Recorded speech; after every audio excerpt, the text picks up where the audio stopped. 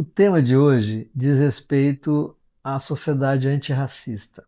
Neste sentido, o que eu quero trazer aqui é a reflexão que, inclusive, novembro, que é um mês da consciência negra, nos convida a fazermos. E a cada ano, este mês tem aumentado a sua perspectiva de debate, principalmente quando o 20 de novembro passa a ser feriado nacional e que de alguma forma força as comunidades, os movimentos negros, né, de consciência por uma construção de uma sociedade antirracista se manifestam. Inclusive, você vai observar na mídia, na TV, nos programas de jornais, um aumento do debate sobre o tema, graças a essa conquista que vem da luta antiga do movimento negro, de várias instituições que encabeçam essa luta, dos direitos, né, e da perspectiva de fazer o país se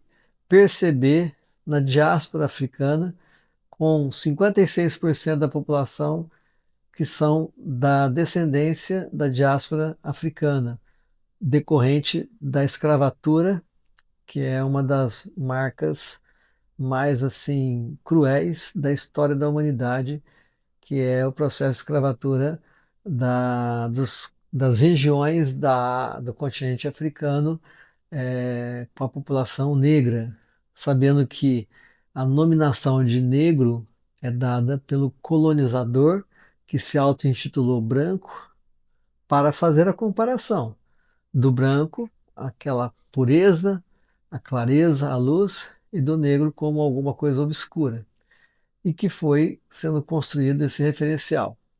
O movimento negro, ele assume esta identidade, já que está posto, inclusive até como nomenclatura de IBGE, o negro como raça, que assim foi colocada com imposição da colônia, mas hoje vem a partir desta perspectiva de construção da sociedade antirracista, onde a questão da cor da pele não venha ser o atributo principal das relações de poder. E não é o que a gente está vendo acontecer, principalmente precedente ao mês de novembro, no final de outubro de 2025, nós vimos aquela chacina no Rio de Janeiro, matando mais de 120 pessoas na comunidade periférica do Rio, onde a maioria deles jovens negros, jovens e negros. Porque nós sabemos que 70% da população que reside nas periferias das grandes cidades do Brasil são de pessoas pretas, pardas ou negras, enfim, da diáspora africana. Então, nesse sentido, pensar sobre como identificar a questão do racismo estrutural é o primeiro passo para que a gente possa avançar na construção de uma sociedade antirracista. E é esse tema que a gente está trabalhando aqui neste momento. Dentro da perspectiva da psicologia, da psicanálise, lógico que o racismo ele provoca várias desestruturas emocionais dentro de um referencial de autoestima, de autoimagem da população de um país.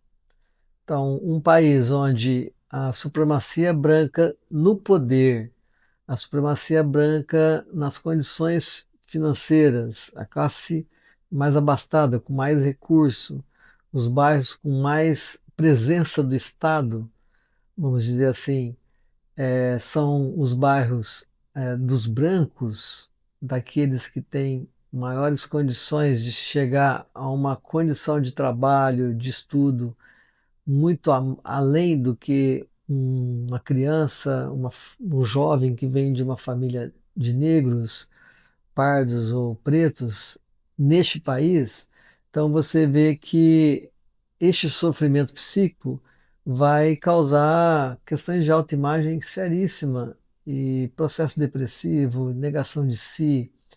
Eu achei interessante que nesse mês de setembro, parece, recentemente, de 2025, foi eleita a Miss de Santa Catarina, uma jovem negra E é interessante que quando ela vai receber a coroa da anterior, né, da Miss anterior, e aquelas outras concorrentes em Santa Catarina, das diversas regiões do estado, para a Miss Santa Catarina, que é interessante que aquele olhar, assim, né, todos ficaram, assim, pasmos, né, de ver que uma negra ganhou aquele concurso. Depois eu ouvindo esta Miss eleita falando, que eu achei muito interessante, ela dizendo que estava preparada para enfrentar aquela situação de racismo, que ela sabia que viria. Ela nunca imaginava que pudesse ganhar, até pela questão dela ser negra no estado que preconiza a branquitude, né? E ao mesmo tempo que ela estava feliz de ver que depois dela ter sido eleita Miss, ela começou a receber muitas mensagens de jovens meninas negras felizes e começando a ter uma autorreferência de imagem e de perspectiva de que a beleza negra, aquela mulher negra, pode também ser escolhida como Miss e ela tem esse protagonismo e pode chegar a qualquer lugar que ela desejar chegar como mulher negra. Então, você vê que precisa de ações afirmativas e, ao mesmo tempo, do posicionamento de busca para que a sociedade entenda que é possível sair do sofrimento psíquico, da dor de negar a própria imagem, de viver como referencial de um outro sujeito que não compõe a mesma etnia, no caso, o branco europeizado, e ao mesmo tempo de criar, assim, nessas ações, perspectivas de uma quebra do racismo no Brasil. Mas para isso é necessário perceber o racismo estrutural. E o racismo estrutural começa com uma sociedade que é civilizada, que é pautada na construção do indivíduo e não no coletivo, então começa da autopercepção do racismo estrutural. Então, eu, Gerson, psicólogo, branco, privilegiado, que tive muito mais chances por ser branco numa sociedade racista, tenho que reconhecer quantas vezes eu manifesto o meu racismo estrutural. Pequenos atos, pequenos gestos que faz com que eu possa entender que também pratico o meu racismo estrutural ou que esse racismo estrutural está impregnado na minha história porque eu faço parte de uma sociedade que assim construiu esse racismo. E aí, diante desse cenário, de se propor a não apenas dizer que não sou racista, mas a estar pautando essa luta na construção de uma sociedade antirracista. Então não basta você dizer que você não é racista, porque todo mundo vai dizer que não é.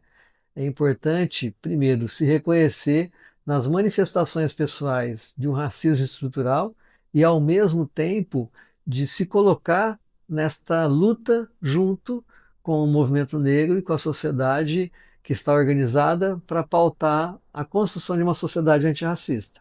Então, estar fazendo esse vídeo, eu criei a psicanálise contextualizada. Dentro da psicanálise contextualizada, nós temos um tema lá de estudo específico que é relações raciais e estar na militância junto com os movimentos que pautam esta causa da sociedade antirracista. Então, esse é o primeiro passo.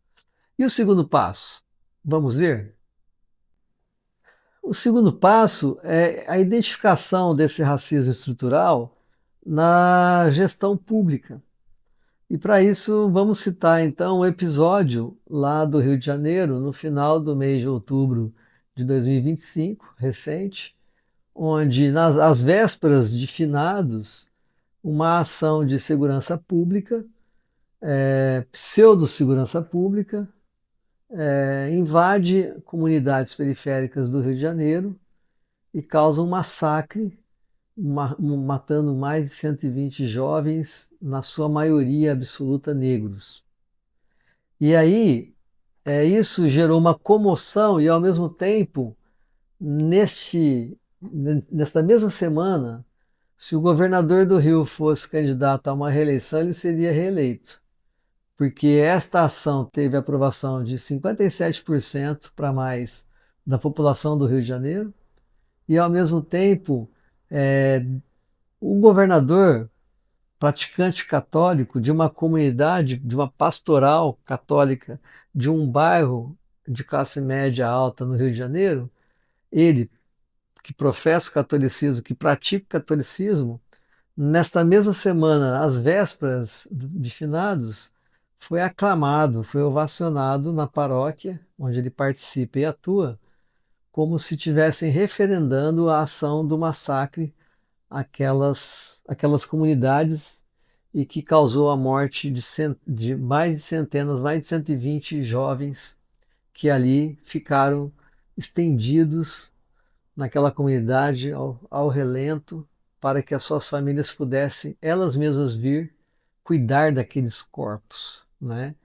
Uma ação irresponsável e que revela, sim, uma ação racista, porque o racismo não acontece apenas quando eu discrimino ou quando eu ataco um sujeito negro e coloco ele numa posição de subalterna, mas quando também, numa ação pública, eu esqueço de fazer a assistência na mesma equivalência que se faz num bairro de classe média, eu esqueço da comunidade periférica. Então o Estado ele é ausente. Eu, por exemplo, moro na cidade de Vitória e eu moro num bairro de classe média e classe média alta, não é periférico.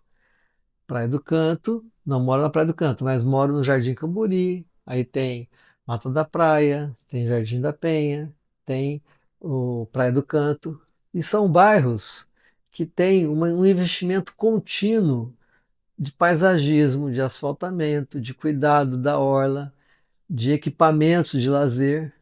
Tanto é que agora foram inauguradas várias peças públicas ali numa praia que chama Praia do Canto, de quadros de tênis, de esportes coletivos, de onde você vê quem pratica, quase que 100% dos moradores dos bairros são brancos. Mas se você for nas comunidades periféricas da cidade, os equipamentos de lazer, os equipamentos de as praças não são tão cuidadas e tem uma ausência, inclusive, de uma segurança pública permanente. Então, essa diferença de trato configura-se numa forma racista de governar. Imagine então aquela ação do Rio de Janeiro. Aquela ação do Rio de Janeiro representa uma definição política racista, sim. A mesma intervenção que a polícia faz numa comunidade periférica, ela não faz num bairro de classe média ou num condomínio fechado, como se os bandidos estivessem na comunidade periférica e os mocinhos nos bairros nobres da cidade. Como se o narcotráfico não fosse financiado por pessoas que estão vivendo e convivendo na elite ou na classe média alta brasileira. Porque, afinal de contas, a cocaína que se usa e que chega na comunidade, nem se usa, né? Que a classe média vai comprar na comunidade periférica, ela não é produzida lá dentro. O armamento que tem lá para a autodefesa do narcotráfico não é produzido lá, não é fabricado lá. Existe um mercado externo, existe uma conivência de políticos, de empresários e de uma rede que alimenta esse narcotráfico, os milicianos e assim por diante. E que eles, os protagonistas ou os empresários deste esquema de violência, de corrupção, de narcotráfico, de milicianos, são pessoas que na sociedade, inclusive, estão vestidas de terno e gravata e muitas vezes são fiéis praticantes de um cristianismo que vibra com a morte alheia. Então, isto é racismo estrutural e, no caso da ação do Rio, é um racismo claro, manifesto, não é nem estrutural. Agora, quem faz a opinião pública? Na verdade, é quem sustenta a mídia. E quem sustenta a mídia é quem tem o poder econômico e político. E quem tem o poder econômico e político é a população branca europeia, né? nós colonizadores, né? Então, quando esse episódio, como aconteceu no Rio, acontece e vem acontecendo há anos e nada avança na segurança pública, porque é uma inteligência sem inteligência, é uma estratégia sem inteligência. Não vou falar que é burra, porque os burros, como animais, são mais inteligentes do que esse tipo de estratégia militar, com autorização, que é uma ação política de Estado, na verdade. Então, nós vamos observar que essa desestrutura, essa desigualdade, mas ela é investida também com uma publicidade que faz com que a população que está sofrendo, sem dúvida, com o narcotráfico, porque não se tem uma política federativa para desenvolver uma ação estratégica de coibir o narcotráfico, os milicianos e o crescimento destas corporações, sem dúvida alguma, com muita bandidagem, mas essa bandidagem que vem de cima, elitizada, que não aparece, que às vezes estão escondidos em muitas igrejas cristãs, que vibram hoje, por incrível que pareça, o cristianismo hoje virou moeda de troca e vibração por morte, até a autorização de se usar arma, por exemplo, em nome de Jesus Cristo, né? Como se nós estivéssemos voltando às guerras santas do passado.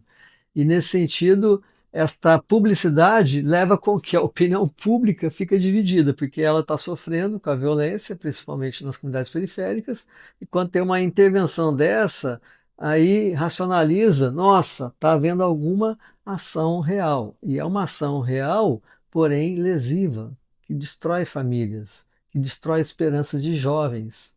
E aí os direitos humanos? Ninguém tem o direito de se recuperar. Então é a força da morte que vai fazer com que a gente recupere uma sociedade. Então tudo isso diz respeito a um racismo estrutural. E isso acarreta o quê? Acarreta divisão de opiniões, acarreta um país dividido, essa discussão tola de direita e esquerda. Hoje, qualquer cidadão que preconiza o bem-estar do outro, direitos humanos, a questão da intervenção social, o direito à pessoa ter moradia, o não direito de se ter morador de rua, porque de trabalhar uma forma de que não se tenha um morador de rua, quando se tem essas pautas sociais, o sujeito é visto como um sujeito de esquerda. Então não é. Cadê os direitos humanos? Cadê até a posição cristã do bem-estar do outro, da igualdade de direitos? Não existe. É um cristianismo que sustenta um Deus soberano para defender as causas de quem tem o poder. Quem tem o poder no Brasil é a sociedade branca, enriquecida, que tem estrutura econômica, contra uma sociedade que está na comunidade periférica e que coloca todo mundo como bandido, como vilão. E, na verdade, é uma estratégia para que não se vê a verdadeira realidade de um país pautado pelo racismo. Então, tudo isso gera o quê? Um mal-estar social, um mal-estar psíquico e uma sociedade que vai se adoecendo cada vez mais. Porta aberta para o crime, porta aberta para a corrupção e porta aberta para o desistir e a sensação de que não vale a pena viver. O adoecimento coletivo, então, vai sendo construído paulatinamente dentro dessa estrutura de uma sociedade racista. E haja muita luta, que venha muitos novembros para se pensar a consciência negra, mas que se tenha muita construção de organização para que essa sociedade realmente possa chegar de direito a uma sociedade antirracista. E isso é uma construção. Muitas problemáticas nós vamos assistir, mas é necessário a gente estar falando disso. Então, o que eu quero dizer aqui no final desse nosso vídeo é: cuidado para que você não entre em mentiras de mídia, nas fake news, que te conduz a pensar de forma oposta ao que essencialmente você é. Por exemplo, se você é um cristão e está pensando que matar ladrão é o caminho, você não está exercendo o seu cristianismo. Se você é cristão e vibra com uma ação dessa como a do Rio, você não está vivendo o seu cristianismo. Mas vamos tirar a questão do cristianismo. Se você é cidadão, se você tem filho, uma hora seu filho também pode ser vítima desse tipo de intervenção. E aí, quando bater a sua porta que você foi injustiçado, o que você vai fazer? Se você vibrou com a injustiça com que outras famílias foram vítimas. Então não caia nesta lorota que a mídia racista tenta te colocar para a proteção do seu patrimônio, do seu bem. Porque, na verdade, todos nós somos afetados nesse tipo de intervenção que é uma intervenção racista. E a sociedade antirracista precisa de você também para que você entre nessa luta e não dê vazão para esse tipo de intervenção ou esse tipo de conversa, que realmente só assim o Brasil tem solução, matando, matando e matando. Vai matando quem? Não vai matar as pessoas do bairro, às vezes, nobre que você mora, né? Vai matar, às vezes, e vai matar sempre pessoas de bairros periféricos, de famílias nobres, tão nobres como a nossa, que é de comunidade mais abastada, de bairros mais privilegiados, cidadãos com estrutura financeira, e na comunidade periférica, no empobrecido, isto fica à mercê, né? Mas somos todos cidadãos, somos todos iguais. E é dessa igualdade que a gente tem que conquistar, senão a gente está cavando nosso buraco existencial. Pense, reflita nesse tema e dê continuidade a essa reflexão. Acompanhe todas as ações dos movimentos em prol da construção da sociedade antirracista. E este mês de novembro é para isso, é para pensarmos esta causa, esta luta, que é de todos e todas.